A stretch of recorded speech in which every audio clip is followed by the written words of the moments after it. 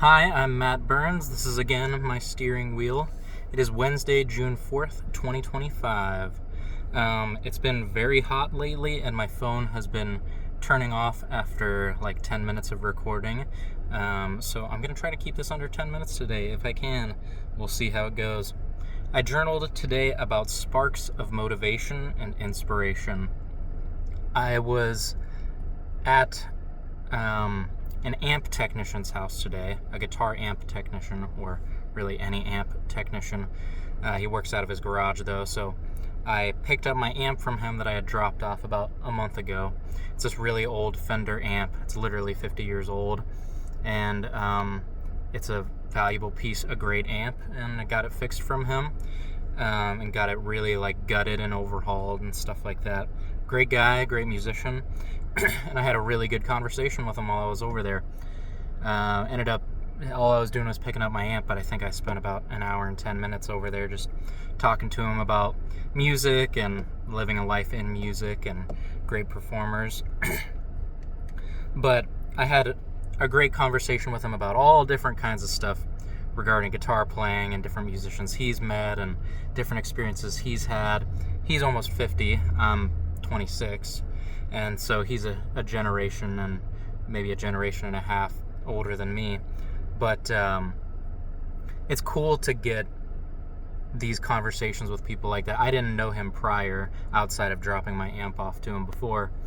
And it's just cool to talk about all these things. And, you know, he's a musician. He's lived a musician's life, a decent musician's life. And it's just cool to talk to older people than I about, what it's like living in the world we're in.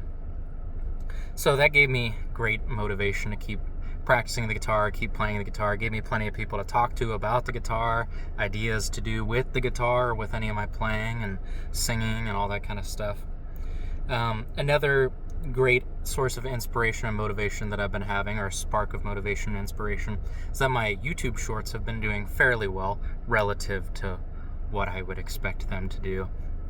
I make these videos about my life, and I don't do a whole lot to link it to other people's lives directly, mostly because I'm not trying to tell people how to live their life. I'm just expressing how I'm living my life. And maybe success or failures that I have will come through to others, and they can learn from it if they ever see it. But a couple of my videos over the last week and a half have all hit like 1.5, 1.6K views, which for me is great. And I got 2 comments on them. That's great for me, My first one's had like 60 views, 100 views maybe. So there's a bit of spark of motivation and inspiration that comes from that. It makes me want to keep going. But I also wanted to talk about following up on sparks. The first thing I had is meeting and connecting with people. A lot of what the amp guy and I talked about was other people who are in similar veins of what we do. And he's older than me, and he was talking to me about different people I should meet or reach out to or get to know that are in the music scene and music world around where I'm at, who are doing really well, that are well established, that are, people probably even older than him to look up to and to learn from. So that alone is a way that you can keep inspiring yourself, is by meeting other people who are in the same veins of what you're in, doing the thing that you're doing, that you're interested in. He showed me like a bluegrass guitar guy, a really good soul guitar player. And, when I meet these people, I'm sure that I'm going to be inspired even more to do what it is that I've always wanted to do. And I think without those people, then, the motivation dies and things die off. But I think the people is one of the most important things. I even wrote down more people equals more sparks. I think a lot of times we get motivation from the people around us and the lives around us. We also get a lot of perspective. So I think that if I can meet more people in the vein of what I'm doing, it will help me in many ways. Creating time to nourish relationships and skills. Of course, I am very lucky in the position that I'm in right now. I have a lot of free time to do as I would wish with.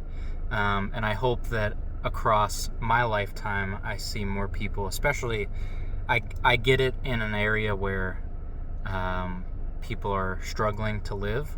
It makes sense that there wouldn't be a lot of free time, but especially out in non-third world countries and in the West and things like that, I think a lot of people would be willing to live a reasonable life with a reasonable amount of work.